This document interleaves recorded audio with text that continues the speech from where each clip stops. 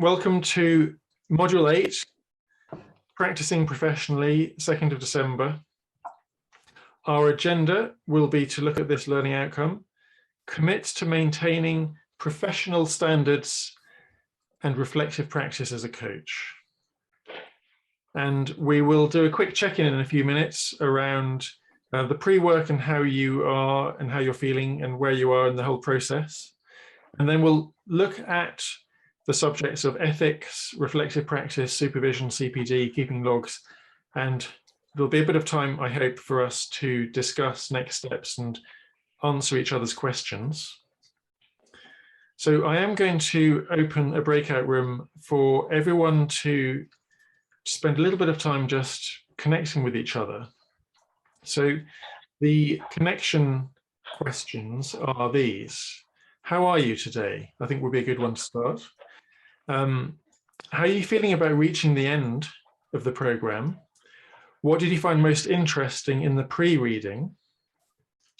I appreciate that not everyone has managed to do the pre-reading, which is why I've given you more than one question, because then those people can talk about the other questions. So that's it. I will open the breakout rooms and I'll give you 10 minutes with a 60-second countdown at the end for you to connect with each other in random groups. So your 10 minutes starts now.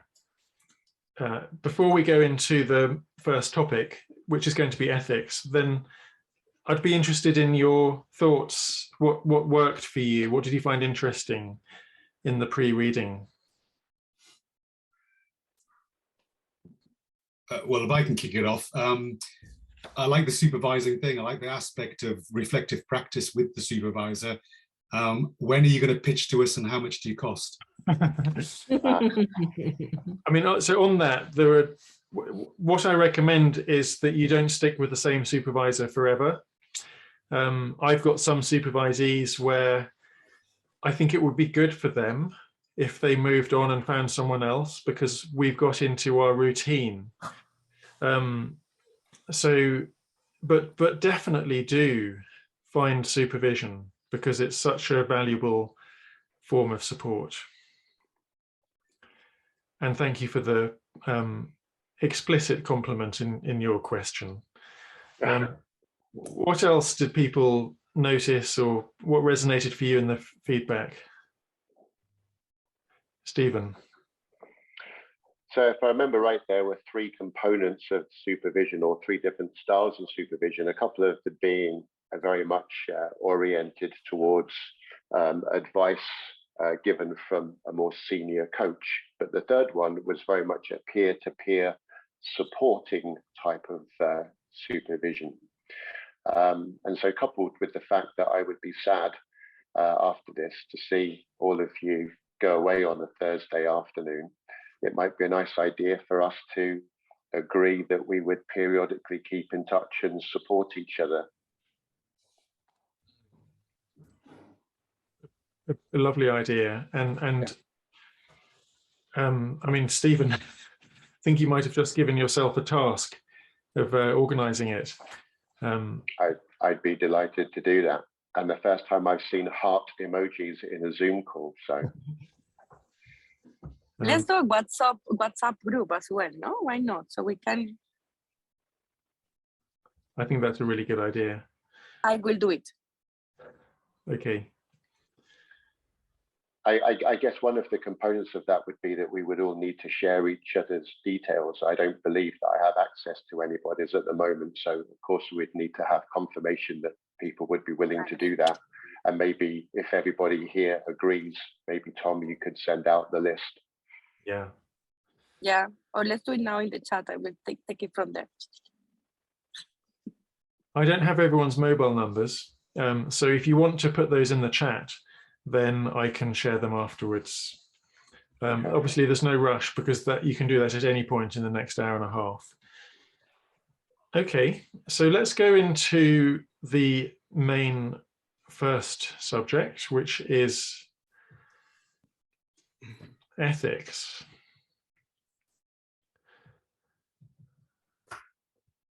So it is important to be aware of a code of ethics. This is for lots of reasons, primarily, of course, because we need to have a code of ethics ourselves as a person and as a professional doing our work, kind of inside ourselves. We need to have some kind of guide for what feels right and what feels wrong. And that needs to be backed up with something that you can then use if you're not sure, or if you're challenged. So it is important to have a code of ethics that you can refer to that's outside your own mind.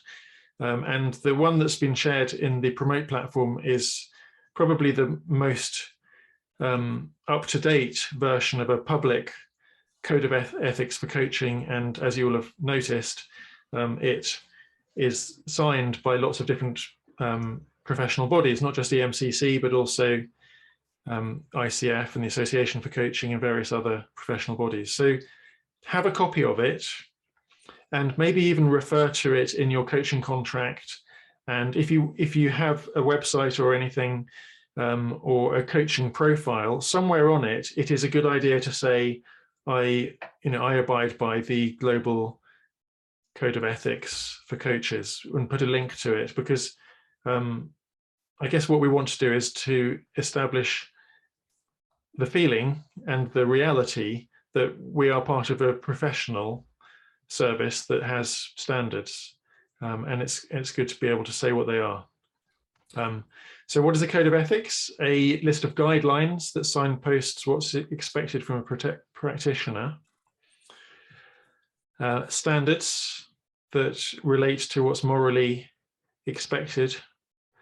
And if you are a member of a professional body, then by virtue of joining it, you are making a declaration that you abide by its code of ethics. So obviously EMCC has the global code of ethics. You may also one day choose to join another professional body, which may have its own code of ethics. But joining a professional body and abiding by a code of ethics are obviously not synonymous, but they're closely related things. There are lots of codes of ethics. Tony. Just can I ask the silly question? The global code of ethics that we gave us as a handout, we can just literally copy and paste that onto our website. Exactly. Right, thank you. Yeah. Or even make a list, a link to wherever it might be online. Because it changes, yeah. Okay. Yeah. Thank you. So in their book, Lenny Wildflower and her colleagues did some research into different codes of ethics to see what was common between them, and they identified these 5 main points. I think that the code of ethics that is the global code of ethics is quite comprehensive, potentially even a bit complicated. They've tried to simplify it. What you've got is the second version. The first version did read like a legal document and got so much feedback that they tried to simplify it and make it more accessible, but it's still quite long. I think it's good for us to have our own personal code of ethics that is simple enough for us to be able to remember. And so Lenny Wildflower has summarized what they all contain down to these 5 headings. Essentially, do no harm, take care, practice within your limits, respect the interests of the client and the law. If you have time or inclination, it might be interesting to develop your own version of this that is an expression of your own values.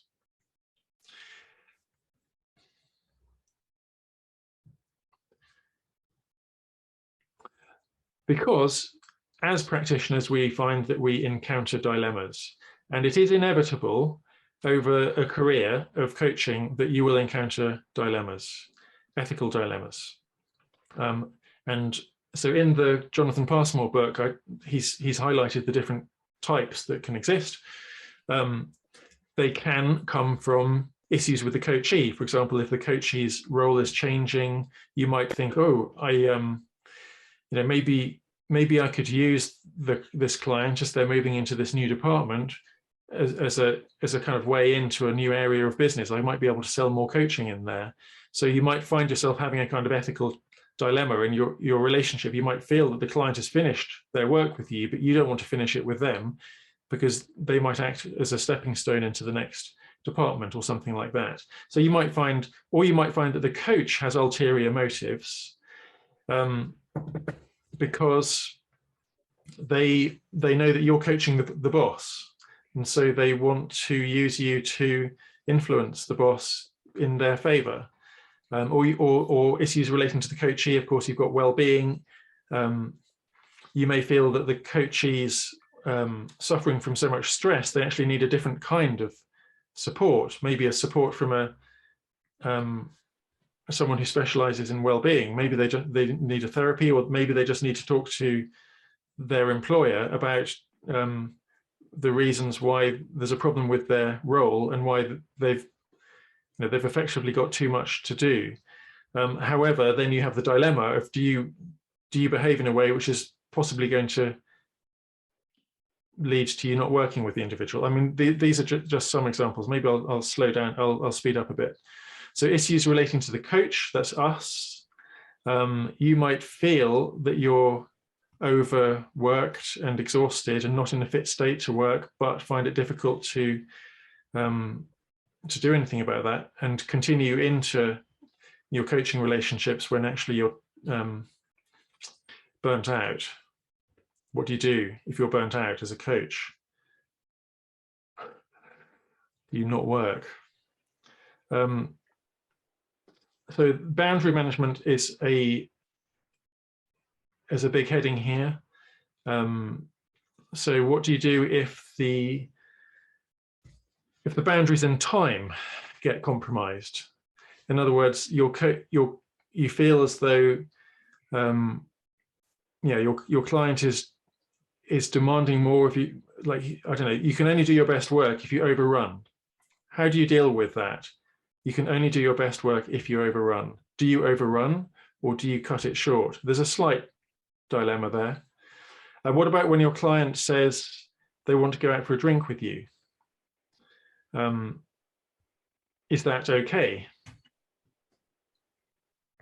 What about, so remit? What if, we've talked about that before. When the topic that the client wants to address goes beyond the original kind of remit of the coaching, even if you've decided it's okay, in principle, you will probably, every time it occurs, you will encounter the uncertainty and the decision. Is it okay for me to coach this person, even though what they want to talk about is their future career plans that are not directly relevant to the current coaching goals? Is that okay? Well, I think every time it comes up, it's going to be a bit of an ethical dilemma for you. Multiple relationships. So, I mean, if you as a coach have multiple relationships, those can come into conflict with each other. I've got a supervisee at the moment who is an owner of a business and also the coach for the leaders of the business. And not only an owner of the business, but also it owes him money because he's an investor. So he doesn't own it all, but he wants, and they're not being able to pay him his money back. So he's got multiple roles that are in conflict with each other. Can he still coach if they're not repaying his debt? He can't really coach under those circumstances, and so he's decided to wait until that problem sorted out before he picks up the coaching again. And then, of course, there's the combination of those. So ethical dilemmas exist. We're always going to encounter them, but of course, the more we encounter them, just like making any other decision, the easier they get for us to deal with. And as that happens, we become more, I guess, more ethically mature. And I just found this image today because I wanted to emphasize this concept of developing in different ways.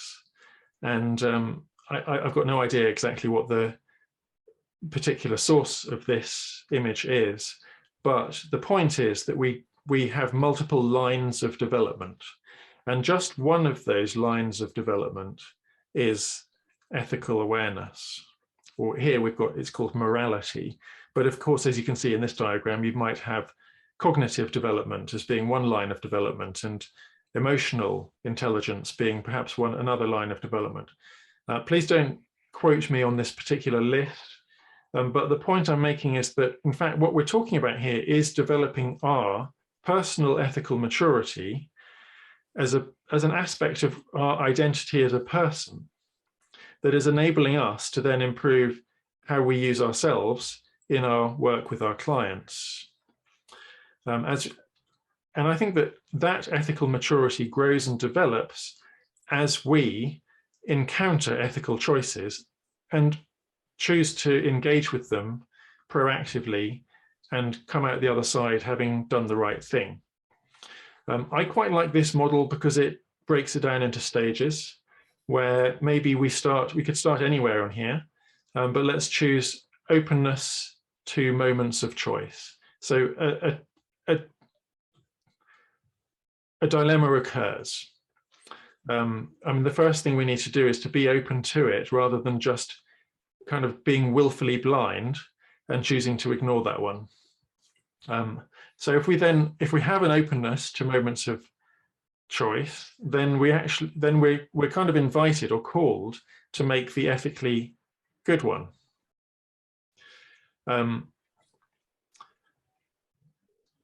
So essentially, I guess that's a key moment. It's a moment of noticing, being open enough to notice the dilemma.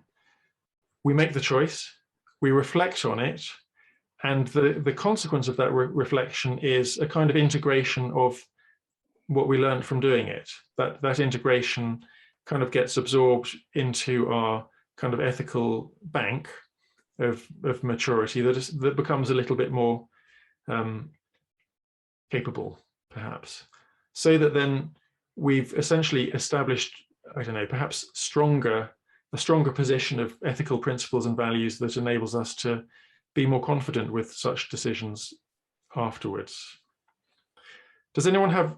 So in a moment, what we're going to do is to discuss, well, what are the moments of ethical choice that you faced, and how is this developing in you? I think that it's important to realize this doesn't have to be just based on coaching. Coaching is kind of where it comes out, because it's a place where we are sometimes thrown into an awareness of an ethical choice.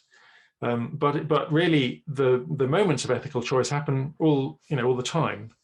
I'm trying to think on my feet of an example. And the one that comes to my mind was when I found a £50 note on the street. And I thought, I found £50. Is it real? Yes, it's real. Wow, that's amazing. But I can't keep it, can I? Because it's not mine, it's somebody's. And I thought, well, I could keep it because somebody's lost it. But then I felt guilty. So I walked to there was a place that was selling food about a few meters away. And I thought, well, maybe it's theirs. It might have blown out of their till.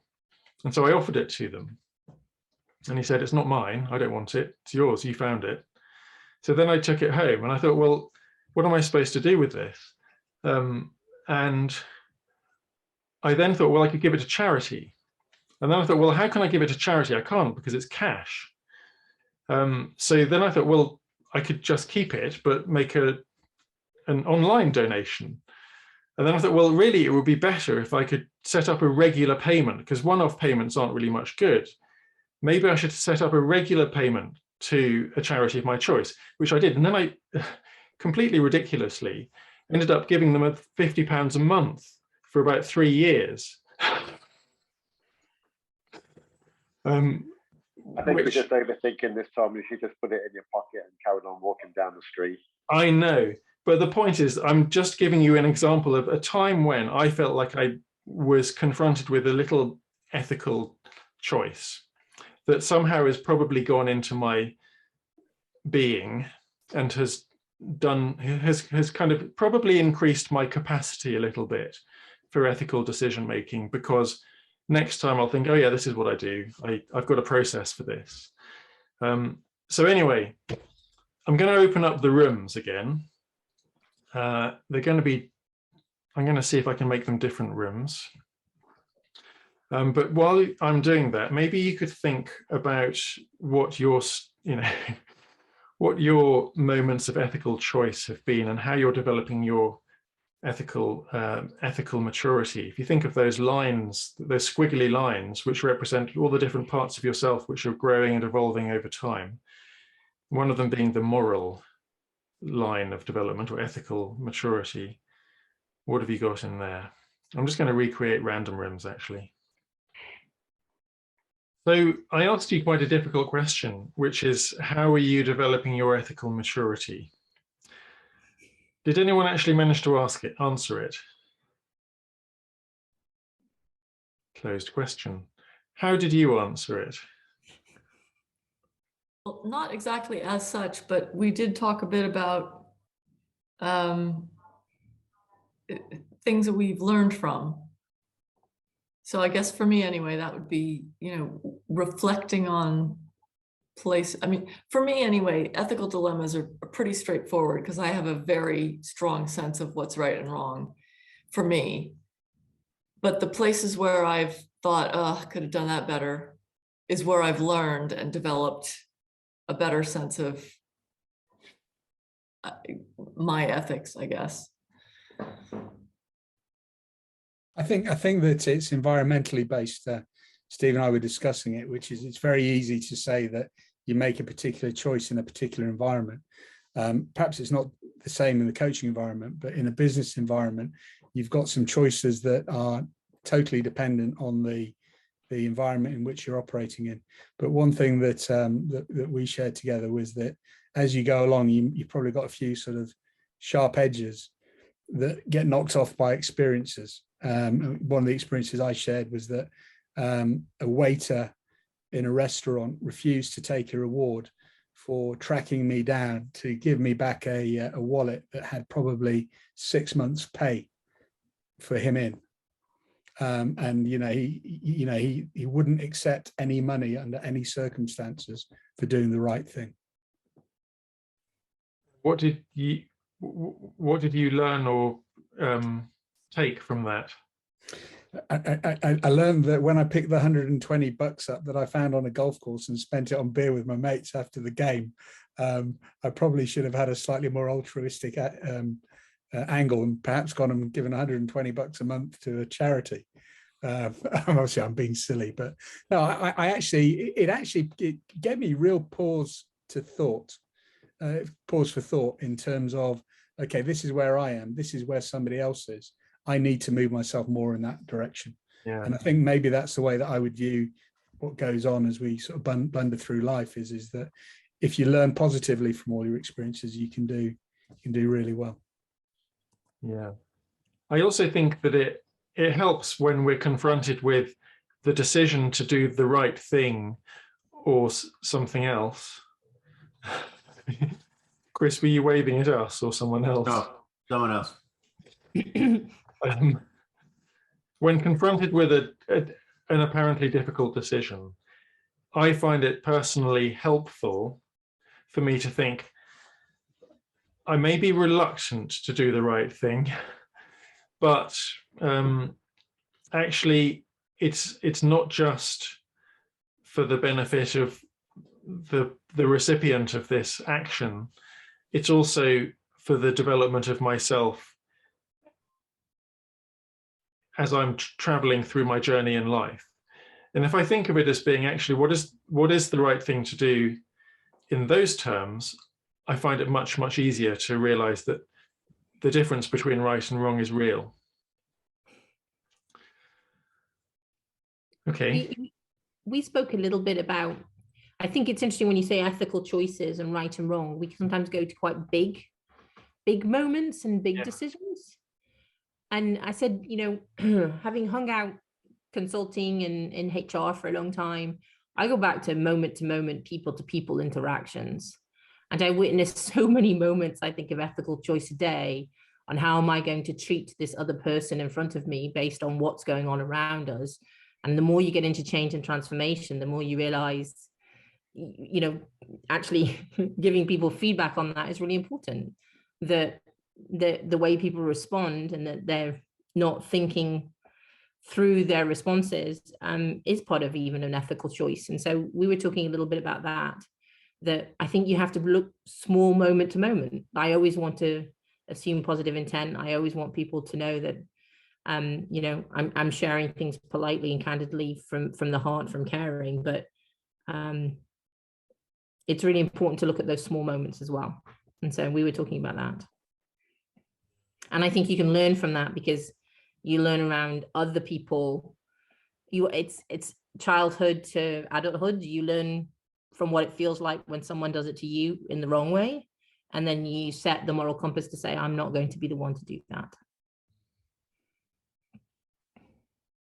You've just added another layer on this for me, which is that perhaps there is no decision that doesn't have an ethical dimension to it. Perhaps all of our decisions have some degree of ethics in them. It's just that we only notice it when it's bigger. Yeah. I said I really liked the being able to use the term with some of the people that I work with, because it makes you pause for a minute. The minute you say it's about ethics and right and wrong and the way we treat each other, it makes you actually seem a little bit bigger than just like, well, you treated somebody badly in that meeting. Yeah. Why did you do that? Why did you shut them down? Or why did you ignore them? Or why did you talk over them? But when you do it repeatedly, it is an ethical decision you're intentionally making again and again and again. Yeah. What other thoughts have people got on this subject?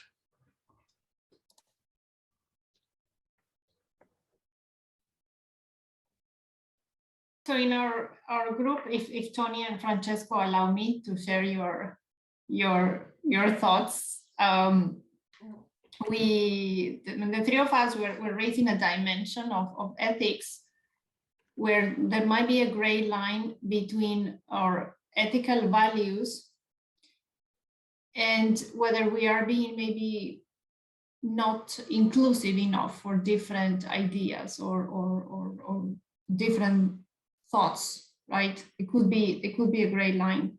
So we discussed the fact that we need to have very clear, you know, or try to go more inside ourselves and understand, do we need to improve in our inclusiveness and work more on this positive regard and accept, you know, clients or issues that are maybe different and different cultural backgrounds, etc., versus what is a walkaway point for us in our ethical scale, right? Where we can be flexible and work on our diversity and inclusion, and where we really have to draw the line.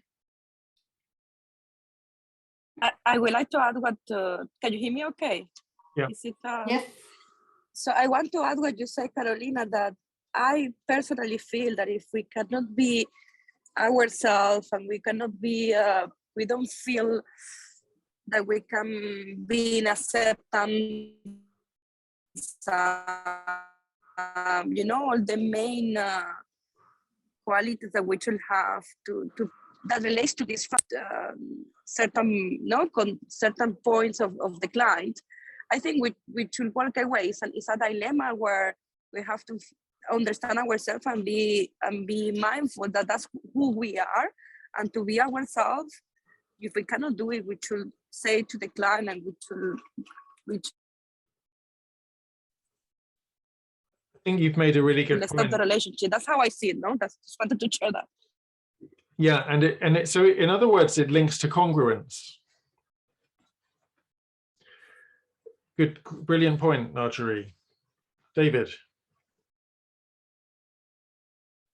Could I just ask how you feel the difference between working as an independent practitioner who's responsible for I mean, we're all ultimately responsible for our moral compass and our ethics, but how does it work when you're within an organization? Because all of the Schlumbergers are with an organization that has its own ethics, and it might be strong, it might be weak. What are your thoughts in terms of how you operate within a different ethical structure, perhaps from your own? My main thought is that we still, in the end, we're faced with a decision where we can only really take one course of action out of it.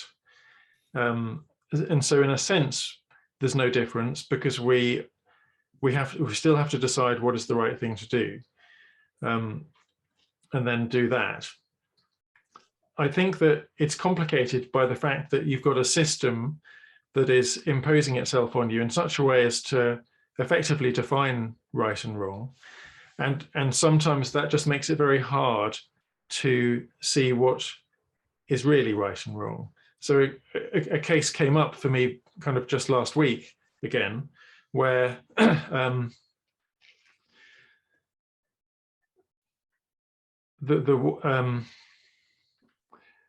genuinely was an ethical dilemma in the mind of the coach, who was an internal coach within a larger organization.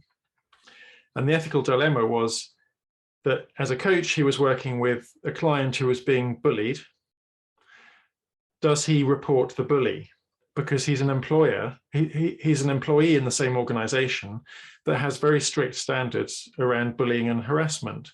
So if he was not a coach, but just a colleague, then he knows exactly what he would do. He would take the appropriate action, but his client doesn't want him to. So which is more important to him? It's harder for that coach to make that decision if that person is contained within a system which is effectively a universe with its own laws of physics, or kind of rules and principles that he's supposed to live by every day.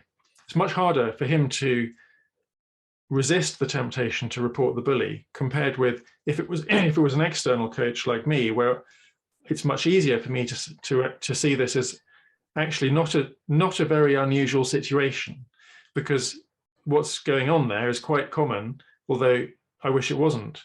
But as an external coach, my role is to support that individual to manage that situation correctly, not to come in and rescue them.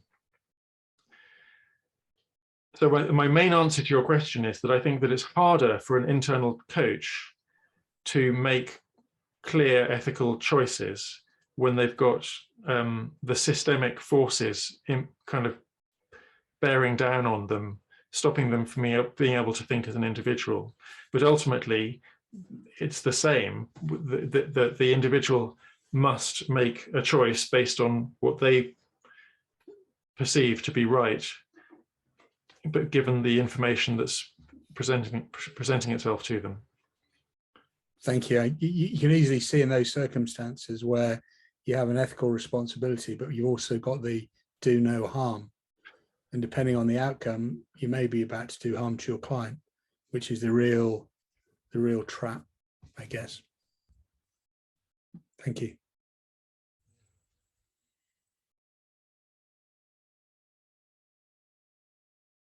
When a person puts their hand in front of their mouth, often what it means is that they're holding back something that they want to say. So I just wonder, Tony, whether you wanted to say something. It could be a big rabbit hole, this subject, I guess. That's the difficulty with it. And do I have anything to add that's going to add any value? It was what I was being perplexed with, and I don't think I do. So I'll just put my hand over my mouth again, shall I? But thank you very much. Let's move on to the subject of supervision.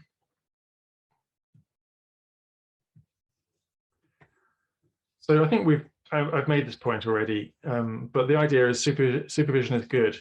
This is the most recent definition, the EMCC definition, a safe space for reflective dialogue with a practicing supervisor, supporting the supervisee's practice, development, and well-being. It's not actually the official definition yet. We can't quite get it right. The annoying thing is the repetition of the word practice. but you can't. So but some things to say about it are, we have said, a safe space for reflective dialogue with a practicing supervisor. In other words, the person does not have to be qualified and accredited yet, because there simply aren't enough in the world. And what if you're a coach in Zimbabwe and there aren't any qualified or supervisors there? Well, actually, you just need to have a conversation with someone who is doing the work of supervision, practicing as a supervisor, and the focus is to do with supporting your, and those three words are quite key: practice, development, and well-being. So practice is to do with, I guess, compliance. Development is to do with your improvement, and well-being is a supportive function. So we've got those three functions which you alluded to, Stephen, earlier.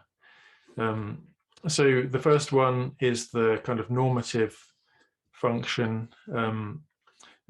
also called administrative, and it's to do with ensuring that the standards are right, that they're simply doing what is required of them as a coach, which actually includes keeping logs and kind of having supervision and doing CPD and not breaking the law.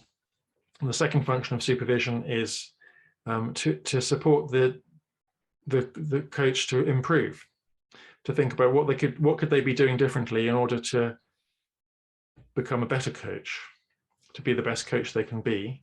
And the third one is a supportive function, where sometimes the coach is just overwhelmed and they may need to let off steam or something like that.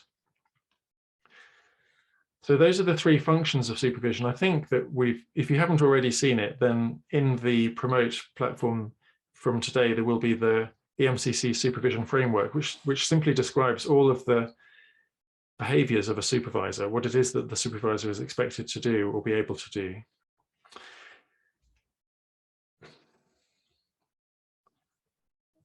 And of course, there's a requirement for someone who is calling themselves a coach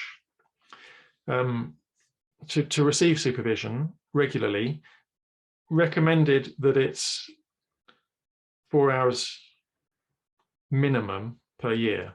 Now, that's not very much. But the idea here is that some people will only have one client.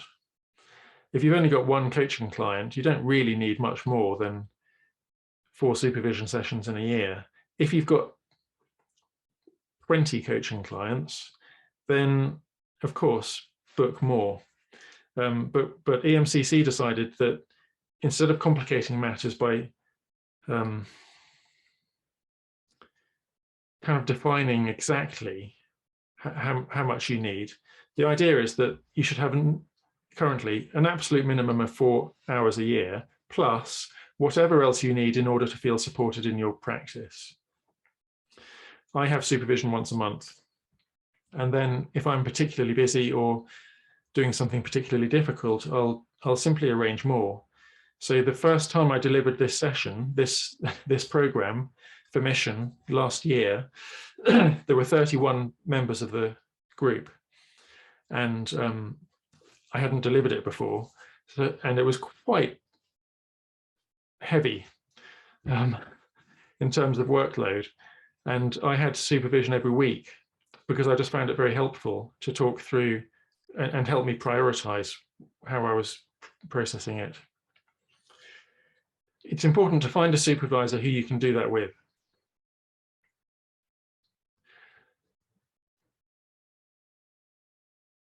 Any comments on this? Tom? Yeah. Is there any framework for a typical supervision session? You know, for the coaching session, you can have the GROW model where you define objectives and so on. Is there a framework for? Yeah. Or it's quite open?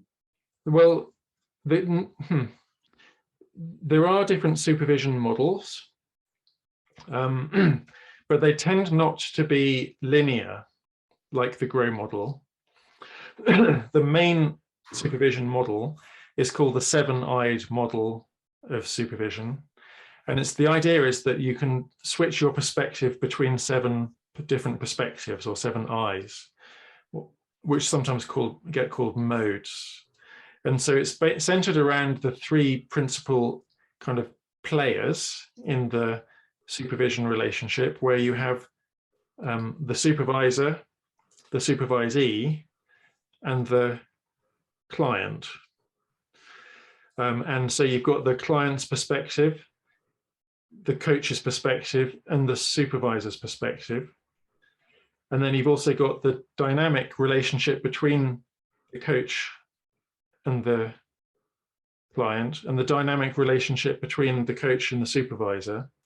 And you've got the action of the coach. What did the coach do with their client? And then you have the overall system and sort of systemic context.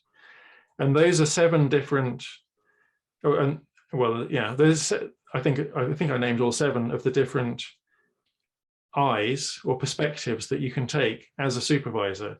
So if I'm supervising you, I will put myself in the shoes of the client sometimes and think, and maybe ask you a question, tell me, or ask you, what's it like if you put yourself in the shoes of the client? How is the client experiencing working with you as a coach? Or I might go to mode 6, which is me. What am I feeling as a supervisor as I'm listening to you talk about your intervention, which is mode 2? So as you're describing mode 2, I'm thinking in terms of mode 6. What's happening for me? So this is the use of the self. And I might notice a feeling happening in me when I'm listening to you describing what you did with your client. So I'd be operating from mode 6 there, and I might then share my internal experience because that might be a reflection of how you're making your client feel. So that model of the 7-eyed model of supervision is quite a useful one, but as you can tell, you kind of just have to jump around it based on a feeling of exploring what might be relevant, and then invite the supervisee to share things based on kind of your mutual feelings as you go along. Does that answer your question? Yes, thank you. Now that I've talked about it, I'll upload a page on it. So let's move on a bit. CPD, in order for you to maintain your accreditation, then it is important that you carry on doing a bit of CPD. Keep a log of this, just because then you won't forget it. But also when it comes to renewing your accreditation, it's really easy to just say, here's my list of CPD that I've done in the last 5 years. Anything counts so long as you can learn from it, and only if you're reflecting on it. So keep a log of your reflections too. Otherwise, kind of what's the point? There's no point going to a conference. I mean, I've been to EMCC conferences where I've only attended 2 seminars and only found one of them useful. So then actually it's only 1 hour from a whole conference. So in my log, I will just put that 1 hour. I won't put that I attended the conference. And for that 1 hour where I attended a workshop on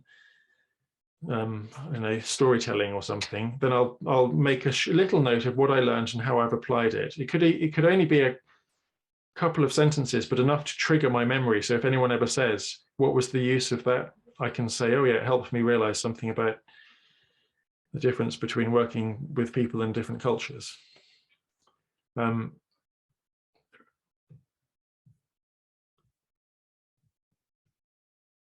up the hours. For practitioner level and foundation level, it's only 16 hours is the minimum, but most people choose to do more.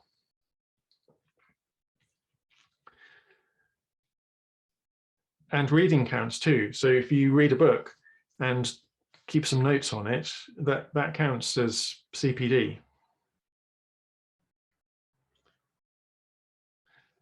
But as I said earlier, it only counts as CPD if you reflect on it, and if you actually convert those reflections into something which is useful. So it's just really important to have some kind of reflexive journal or dialogue, reflexive record keeping mechanism. It could be that document that you've already started working on. You could save it and just build on it. But there are those logs, And on the Promote platform, some of you have already downloaded the EMCC templates that are an example of how you might want to keep your logs. Tom, with regards to the Promote, do we have access to that and for a length of time after this? I think it will remain alive for a year. Okay, thank you. So those are the main ones: a log of your client contact hours, log of your CPD attended, your reflective practice log, and supervision log. You might want to combine them all into one big long document so you don't have to keep 4 things in different places. It's up to you. So what I'm going to do is create another breakout room scenario. Let's just hope for the best.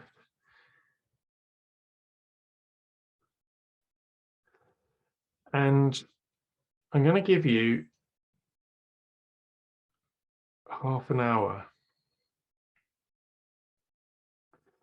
And the half hour is dedicated to you talking about and planning how you are going to implement and put into practice your next steps for your coaching journey. What are you going to do in order to develop yourself as a coach so that your coaching practice becomes robust? I'm going to put you in pairs. I'll deliberately choose the pairs. I don't know if they're going to, if promoted, sorry, if Zoom is not playing ball, then I'll just kind of do them. It'll be still a bit random. But while I'm doing that, does anyone have any questions?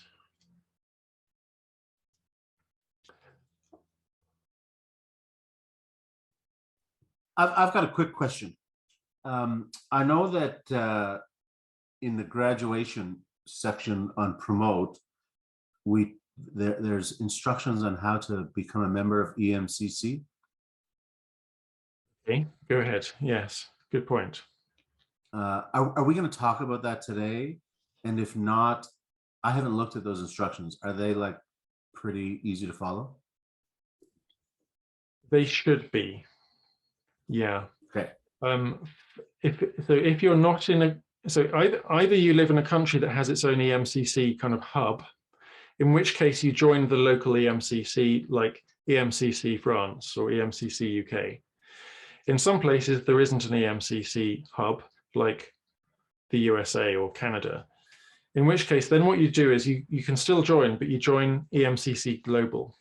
So when you go to the link in Promote, for there's a drop-down list where you choose your country, and that's how you work out whether there is a country for you or not. If there is no country for you, then you just choose EMCC because that the word EMCC is listed as if it's a country, and then you join that, and I think it's $150. Okay, great. Thanks, Tom.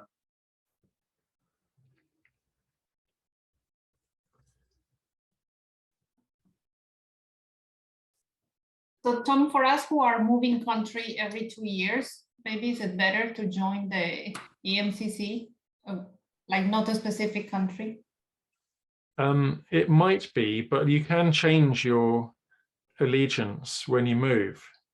So if you're, so perhaps I would, if there is a local EMCC for your location, then I would join that because you'll get more information about local events. But is it going to be in local language? Yeah. So EMCC France is in French. So, okay, if that doesn't work for you, then just... I'm in the Netherlands and I don't speak Dutch for sure. Yeah. Well, I can... The Netherlands has its own thing called NOBCO. It's a the equivalent, well, EMCC Netherlands doesn't call itself EMCC, it calls itself NOBCO, which is because they have their own, and it is all in Dutch as well. So, but it's quite big. There's quite a large membership, so it may be worth just looking into it. Okay, hang on.